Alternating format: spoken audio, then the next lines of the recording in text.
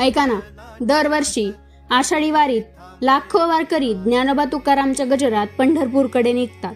संत ज्ञानेश्वर महाराज आणि तुकाराम महाराजांच्या पालख्या पाहण्यासाठी लाखोंची गर्दी होते.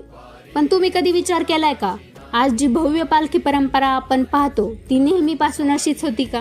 तर नाही. संत ज्ञानेश्वर महाराज आणि तुकाराम महाराज यांच्या भक्तांची वारी अनेक शतकांपासून सुरू होती.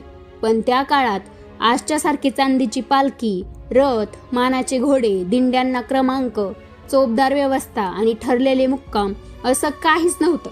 वारकरी पादुका घेऊन विठ्ठलाच्या भेटीस निघायचे, पण सगळं अगदी साध्या पद्धतीने होतं. मग इतका मोठा बदल झाला कधी? इतिहास आपल्याला घेऊन जातो 1832 सालात. याच काळात एक व्यक्ती पुढे आली, हैबत बाबा अरफळकर. हे हैबत बाबा नेमके कोण होते?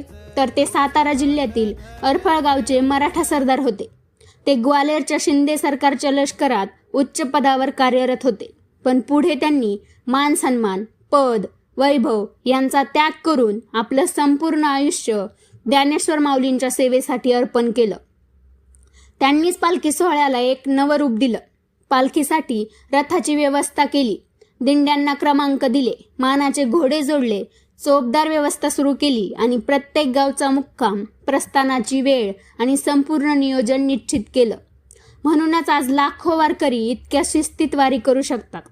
पण आता सगळ्यात मोठा प्रश्न, 1832 पूर्वी या पालख्या पुण्यात नेमके कुठे थांबायच्या? तर जुन्या परंपरा आणि उपलब्ध ऐतिहासिक संदर्भानुसार संत ज्ञानेश्वर महाराज आणि तुकाराम महाराज या दोन्ही पालख्यांचा मुक्काम पुण्यात नाना पेठेतील निवडुंगा विठोबा मंदिरात होत असल्याचं सांगितलं जातं. पुढे हैबत बाबा अरफळकरांनी पालखी सोहळ्याला शिस्तबद्ध स्वरूप दिल्यानंतर परंपरेत बदल झाला.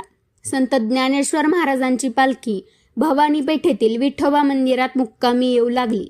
तर संत तुकाराम महाराजांची पालखी आजही नाना पेठेतील निवडुंगा विठोबा मंदिरात मुक्काम करते. म्हणूनच आज आपण पाहतो ती पालखी परंपरा ही फक्त भक्तीची नाही, तर जवळपास 200 वर्षापूर्वी हैबत बाबांनी घालून दिलेल्या शिस्त, नियोजन आणि सेवाभावाची ओळख आहे. तुम्हाला काय वाटतं, हैबत बाबा अरफळकरांनी 1832 मध्ये पालखी सोहळ्याला शिस्तबद्ध रूप दिलं नसतं तर आजची लाखो वारकऱ्यांची वारी इतक्या सुंदर आणि नियोजनबद्ध पद्धतीने पार पडली असती? मला कमेंटमध्ये नक्की सांगा.